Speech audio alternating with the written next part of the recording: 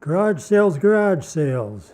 You gotta love a good garage sale, especially when you find one that has tools. I kind of got a method down to where I can pretty much tell if a garage sale is going to be decent or not. It doesn't always work, but this year I've got some pretty decent stuff that I was able to add to the workshop from garage sales, and I believe I spent less than $100 on the whole shooting match. Let's take a look at what I've got here. First item up is the Black & Decker Workmate. I actually got this one free. It was on the side of the road with a free sign on it. You can bet that I damn near injured myself running up and grabbing that thing and threw it in the back of the truck as fast as I could. These Black & Decker Workmates have got quite a following on the internet. If you look them up or even look them up on YouTube, there's just tons of videos on these things. Very handy as outfeed tables, very handy to clamp stuff in when you're cutting it or grinding it or whatever you're doing. As you can see, this one is in just about brand new shape. I mean, it doesn't even hardly look like it was used, except for on the bottom of the back leg. You can see some surface rust on there on both of the back legs. It must have been dripped on out in the garage or something. No problem to pull apart. I can yank that apart and hit it with a sandblaster, get that down the metal, and then repaint it. Next thing here is a little outfeed roller. This one is made by a company called Rockler. Picked it up for 20 bucks. Didn't think that was too bad of a deal. You can see it's got the roller in the middle and it's got the top bearings on the top. You can use it either way.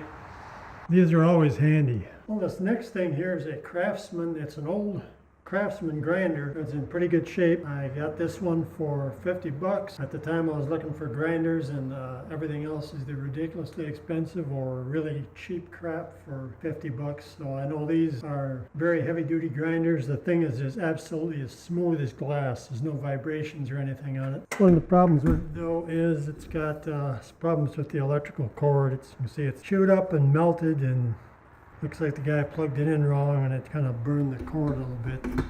We'll have to replace the cord here. This one probably is going to be in a restore video. I'll probably restore this whole thing and repaint it and convert this old bulb into an LED bulb.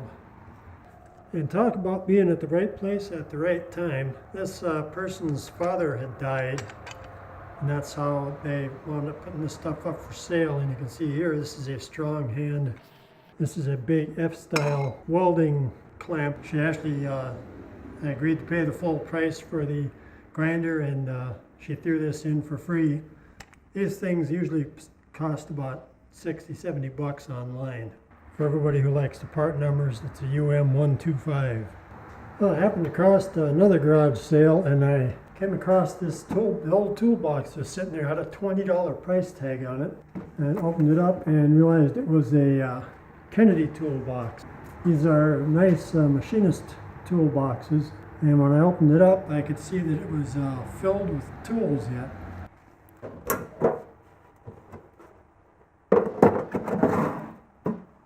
Let me take a little closer and show you inside.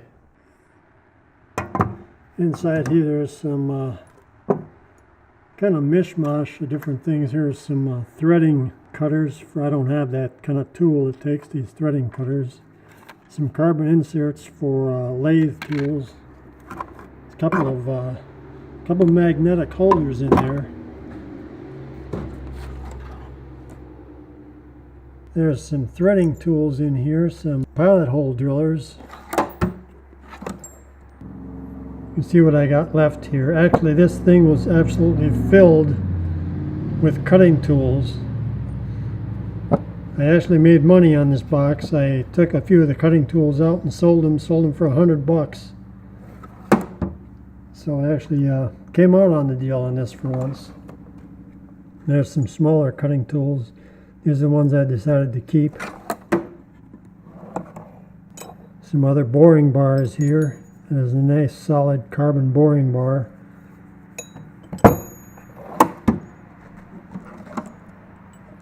We got reamers, tons of reamers. We got some milling cutters. And Allen wrenches till hell won't have them. Unbelievable. I don't know what this guy was doing. Every time I look in the toolbox of a Machinist, you're going to find tons and tons of Allen wrenches. Also had this pack here of punches. These are in really good shape. But the tools in this thing are far worth more than the $20. The box is rusty, and it's probably worth about 20 bucks. But the tools inside here are worth a lot more than that.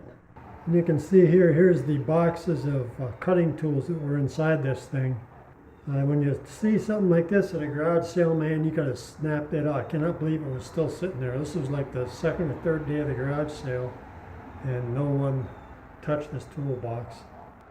When you run across garage sales, it always pays to go in and take a look. It's almost like mining. You gotta sift through the junk and the mud and the crap to get to the gold once in a while, but there is gold out there to be had. It's a good way to populate your shop with tools. Thanks for watching. Don't forget to check out my Instagram page, and I'll see you next time.